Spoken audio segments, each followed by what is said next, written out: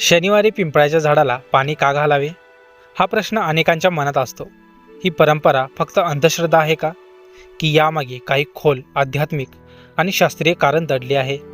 या व्हिडिओमध्ये तुम्हाला कळेल पिंपळाच्या झाडाचे धार्मिक महत्त्व, शनिदेव आणि पिंपळाचा संबंध, शनिवारी पिंपळाची पूजा का केली जाते, पिंपळाच्या झाडाचे शास्त्रीय फायदे, मन शांत होण्यामागचे वैज्ञानिक कारण, कर्म, निसर्ग आणि जीवन यांचा खोल संबंध.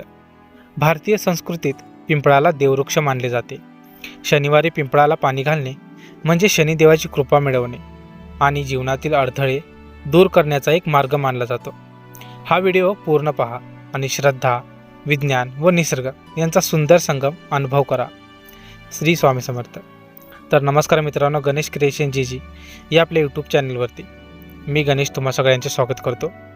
श्री स्वामी समर्थ कृपेने तुमच्या मनातील सगळ्या चांगल्या इच्छा लवकरच पूर्ण होत अशी श्री स्वामींच्याने प्रार्थना करून आजच्या आपल्या व्हिडिओला सुरुवात करूया. कधीकधी आपण काही गोष्टी परंपरेने करत असतो, पण त्यामागचं खरं कारण आपल्याला माहीतच नसतं. आजही अनेक घरांमध्ये शनिवारी सकाळी किंवा संध्याकाळी पिंपळाच्या झाडाला पाणी घातलं जातं. कुणी दिवा लावतो, कुणी प्रदक्षिणा घालतो, तर कुणी फक्त शांतपणे डोळे बंद करून उभा राहतो. पण प्रश्न असा आहे की शनिवारीच का, पिंपळाचंच झाड का? हे फक्त श्रद्धा आहे की यामागे काही शास्त्रीय सत्यही आहे? आजच्या या व्हिडिओमध्ये आपण या प्रश्नांची उत्तरं आध्यात्मिक आणि वैज्ञानिक दोन्ही दृष्टिकोनातून शोधणार आहोत. भाग 1. पिंपळ एक साधं झाड नाही. पिंपळाचं झाड म्हणजे फक्त एक वृक्ष नाही. भारतीय संस्कृतीत त्याला देववृक्ष मानलं जातं. शास्त्रामध्ये सांगितलं जातं की पिंपळाच्या झाडात ब्रह्मा, विष्णू आणि महेश यांचा वास असतो. मुळामध्ये ब्रह्मा, खोडांमध्ये विष्णू आणि पानांमध्ये महेश. म्हणजेच पिंपळाच्या झाडाची पूजा म्हणजे त्रिदेवांची पूजा. म्हणूनच अनेक साधक, संत, ऋषी याच झाडाखाली तपश्चर्या करायचे. भाग 2. शनिवार आणि शनिदेवांचा संबंध. शनिवार हा दिवस शनिदेवाचा मानला जातो. शनिदेव म्हणजे कर्माचा न्यायाधीश, आपल्या चांगल्या वाईट कर्माचं फळ देणारा देव. जेव्हा शनिग्रह कमजोर असतो तेव्हा माणसाच्या आयुष्यात अडचणी वाढतात, मानसिक तणाव वाढतो, कामं अडतात, कष्ट असूनही फळ मिळत नाही. आणि इथेच पिंपळाचं झाड महत्त्वाचं ठरतं. पुराणांनुसार शनिदेव पिंपळाच्या झाडात वास करतात.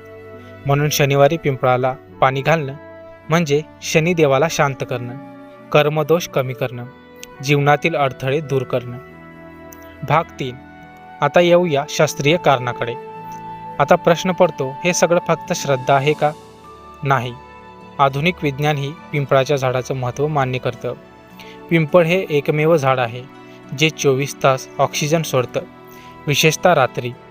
शनिवारी बहुतेक लोक सकाळी किंवा संध्याकाळी पिंपळाजवळ जातात. त्यावेळी तिथे असलेली हवा मेंदूला शांत करते, तणाव कमी करते, श्वसन सुधारते. पाणी घालताना माणूस काही मिनिटं शांत उभा राहतो. तो वेळ म्हणजे नैसर्गिक मेडिटेशन. मन शांत होतं, नकारात्मक विचार कमी होतात आणि मनावरचा ताण हलका होतो. भाग 4. प्रदक्षिणा आणि मानसिक परिणाम. पिंपळाच्या झाडाची प्रदक्षिणा घालणं ही केवळ धार्मिक क्रिया नाही. जेव्हा आपण झाडाभोवती फिरतो, आपला श्वास नियंत्रित होतो, चालण्याची लय तयार होते, मेंदू स्थिर होतो. हेच तर ध्यान, मेडिटेशन आहे. फरक इतकाच, आपण ध्यान करत आहोत हे आपल्याला कळतच नाही. भाग 5. कर्म, निसर्ग आणि माणूस.